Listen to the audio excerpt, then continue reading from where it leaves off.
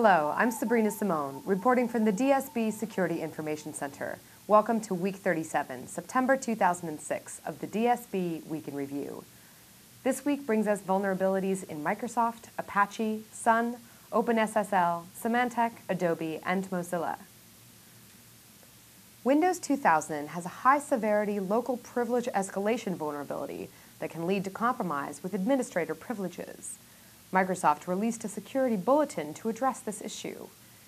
Internet Explorer also contains a high-severity remote buffer overflow that allows arbitrary code execution.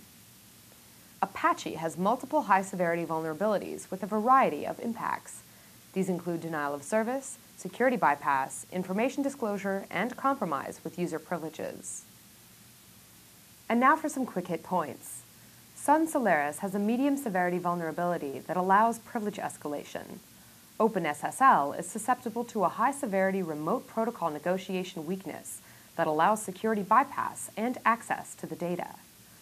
Mozilla Firefox and Thunderbird are susceptible to high severity vulnerabilities that lead to multiple impacts, including security bypass and compromise with user privileges.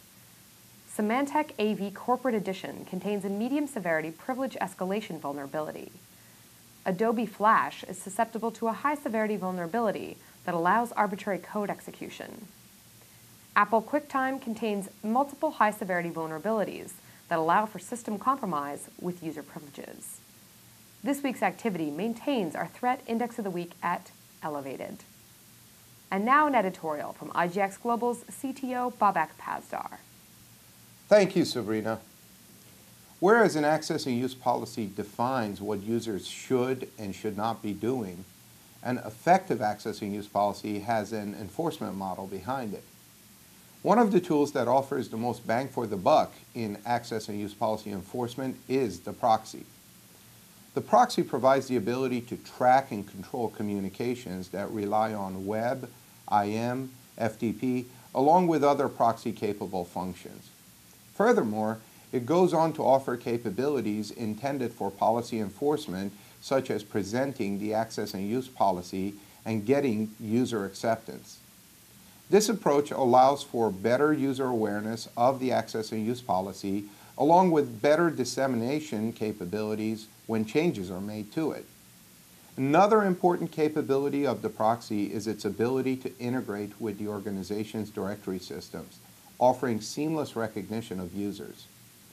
As well, it provides capabilities such as website categorization, protocol awareness, file type controls, behavioral warning messages, and most importantly, reporting and logging features that support HR decisions or forensic investigation.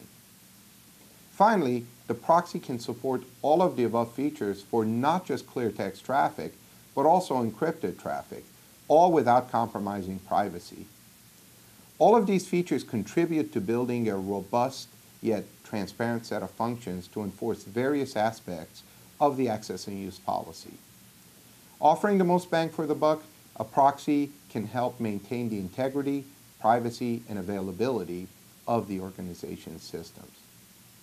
There are a number of open source and commercial proxy tools. However, my presentation of the capabilities discussed is based on the Blue Coat proxy, which I've found to be fast, robust, and reliable. Find out more about this issue by reading my blog titled, Using a Proxy to Enforce Your Access and Use Policy. You can find it in the blog section of the dailysecuritybriefing.com site. And now for this week's anonymous poll.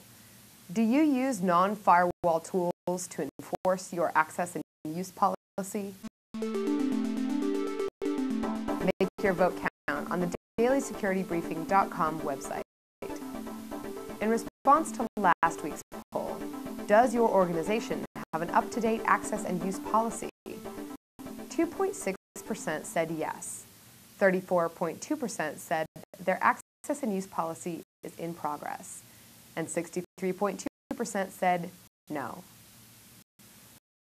That's it for this week's DSB Week in Review. I'm Sabrina Simone, and remember, a policy without enforcement is just a suggestion.